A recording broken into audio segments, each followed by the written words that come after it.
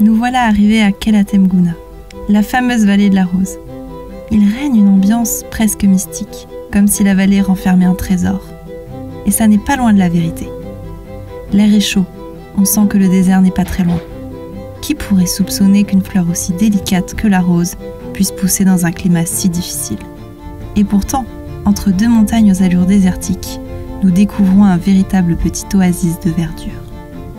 La vue est surprenante, comme un miracle de la nature.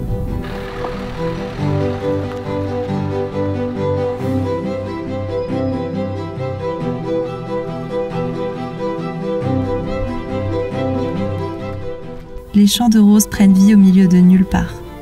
Grâce à ces longues racines qui lui permettent d'aller puiser l'eau profondément dans le sol, la rose s'est installée là, au milieu de rien, au cœur de tout.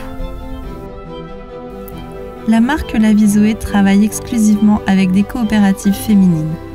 Aujourd'hui, nous avons la chance d'accompagner ces femmes dans leur quotidien. Il paraît même que l'on va pouvoir y participer. La cueillette se fait dans le respect de l'art. Les femmes portent un tissu en dentelle qui leur permet de ramasser à la main les milliers de roses qui les entourent sans les abîmer. Les senteurs sont incroyables. Nous découvrons ce qu'est vraiment l'odeur de la rose. La rose imprégnée de soleil, d'argile, la rose imprégnée d'histoire. On se prête très vite au jeu. Nous plongeons dans l'univers de la rose. La cueillette a un effet relaxant, comme méditatif. On se laisse enivrer par la rose, bercé par le moment présent, proche de nos sens, au cœur de nos émotions. La cueillette est propice aux prises de conscience. C'est un moment avec soi-même. Ce genre de moment précieux que l'on ne s'accorde presque plus dans la frénésie de notre quotidien. Après quelques heures sous le soleil marocain, la récompense arrive. Nous avons la joie de partager une collation avec les femmes. Un moment convivial, unique. Sarah nous prépare le thé. Elle ajoute quelques roses directement dans la boisson. La rose est si douce que l'on peut l'infuser et la boire directement. La générosité des Marocaines est incroyable. Elles ont un sens de l'accueil et du partage absolument extraordinaire. La coopérative change la vie des femmes. Elles apprennent à compter, rendre la monnaie, présenter leur travail. Certaines voyagent même pour vendre leurs produits sur des salons. Les femmes sont rémunérées et récompensées de l'incroyable travail qu'elles fournissent. Elles s'ouvrent au monde.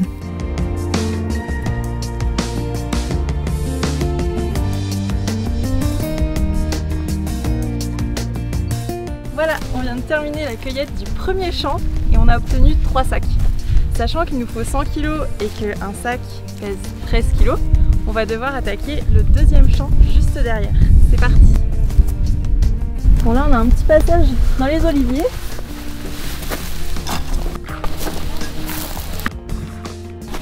Qui nous mène au deuxième champ et là on a encore de quoi faire. La rose est une fleur aux 1000 vertus. L'eau florale peut être utilisée comme parfum, mais il est encore plus intéressant de profiter de ses propriétés. En lotion naturelle pour la peau, elle hydrate et tonifie. Elle apaise la peau, calme les rougeurs, soigne même la coupe rose. C'est l'allié numéro 1 pour une peau en pleine santé. L'huile essentielle, c'est une des huiles les plus chères au monde. Pour avoir un litre de bonne qualité, entre 6 et 7 tonnes, ça veut dire 6000 kg, voire 7000 kg pour avoir 1 litre d'huile essentielle. Et la marocaine est encore plus rare et plus précieuse parce que c'est une huile, du fait de son terroir désertique, et très riche en actifs.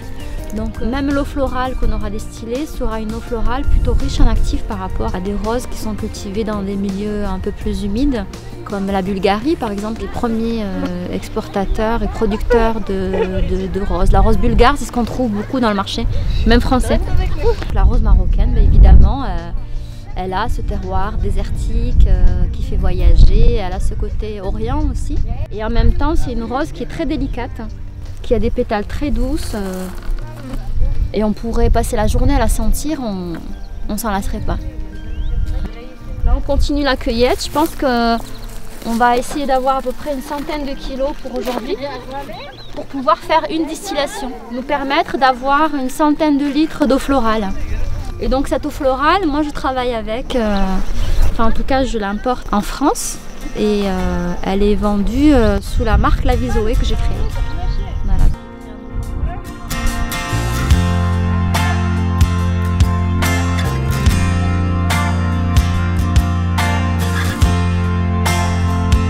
On a réussi notre mission, on a les 100 kilos, du coup on va partir pour la distillation maintenant. Cool.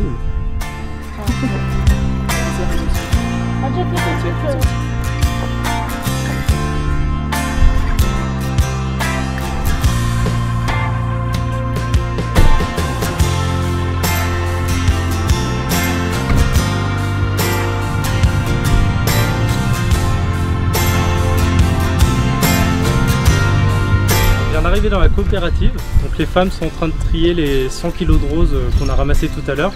Donc elles enlèvent vraiment toutes les impuretés, tout ce qui ne va pas, pour ensuite mettre dans la machine et récupérer l'eau de rose et l'huile.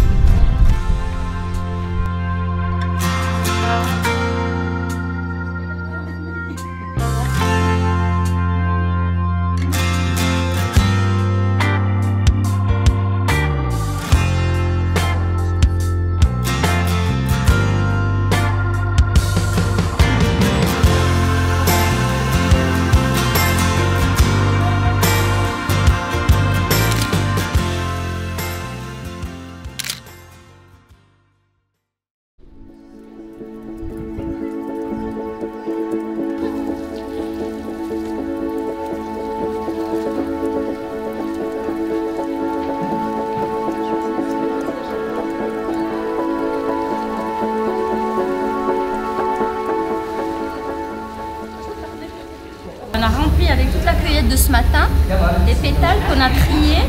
Donc on a enlevé toutes les impuretés, les boutons de rose et là ils sont remplis avec de l'eau.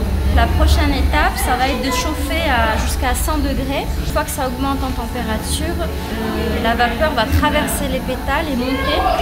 Et elle va être récupérée par un système de serpentin ici qui va récupérer la vapeur. Et un système en même temps de refroidissement pour que cette vapeur se condense en eau. Et c'est ce qu'on appelle l'hydrolat et plus communément l'eau florale. Donc c'est de l'eau florale pure issue de la distillation à la vapeur douce. Ils font très attention qu'il n'y ait pas trop de vapeur pour que les principes actifs restent vivants et que ça soit une eau de rose de qualité au final. Donc comme ça la rose n'est pas agressée, c'est une méthode douce d'extraction.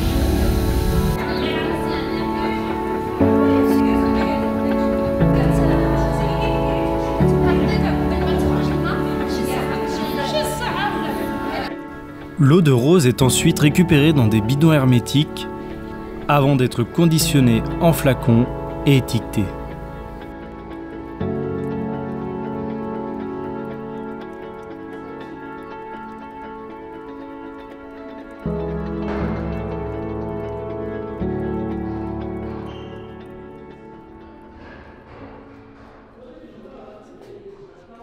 Là, comme vous avez vu, donc, après la cueillette de la rose, toute une phase de tri pour vraiment ne distiller que les belles fleurs qui sont ouvertes et c'est ce qui va donner la qualité de l'eau florale que moi j'ai choisi en tout cas.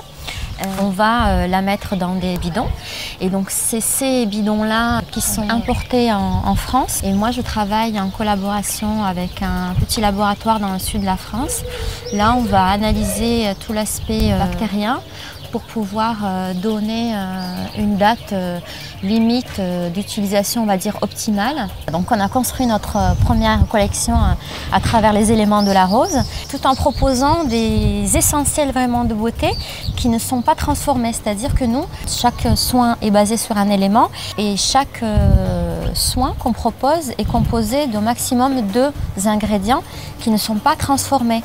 Ce sont des ingrédients qui sont assemblés pour pouvoir bénéficier de la synergie de ces 2 éléments. Par exemple, le masque où on a la poudre de pétales de bouton de rose qui est assemblée avec une base d'argile minérale très fine qui vient elle aussi du Maroc, de la région de Fès. Et donc on a ces 2 ingrédients qui ensemble, on va avoir une synergie. L'idée, c'est de ne pas les transformer pour qu'elles puissent garder leur aspect vivant. Et donc, comme on ne les transforme pas, on ne change pas la texture Et on n'a pas besoin de rajouter un conservateur, des texturants et autres. Donc il y a toujours cet aspect de rester en lien avec le vivant et de proposer quelque chose d'essentiel et non transformé. C'est pour cette raison qu'on n'a pas de crème, parce qu'une crème c'est une base aqueuse, c'est de l'eau, c'est des actifs, donc sous forme d'huile ou autre. On peut aussi mettre des texturants à l'intérieur, et comme il y a une base d'eau avec tous ces éléments-là, ces ingrédients, il faut aussi rajouter des conservateurs. Et donc une crème, en réalité, même si elle paraît essentielle, elle n'a pas le même aspect vivant, par exemple, qu'un sérum. Et donc si on veut comparer, par exemple, une crème où il y a 80% d'eau, par rapport au sérum que nous on propose, le sérum est beaucoup plus concentré parce qu'on n'a pas d'eau. Donc si on propose un petit sérum de 10 ml, si on devait faire un équivalent en crème, il ferait peut-être 100 ml, mais on n'a pas du tout la même concentration. Donc ce qui permet aussi d'avoir des petits flacons qui sont concentrés et qu'on peut amener aussi avec soi. Il y a aussi cette idée de voyage, d'aller découvrir aussi d'autres cultures. Et c'est aussi grâce à ça que le projet et la marque La Vie Zoé a vu le jour.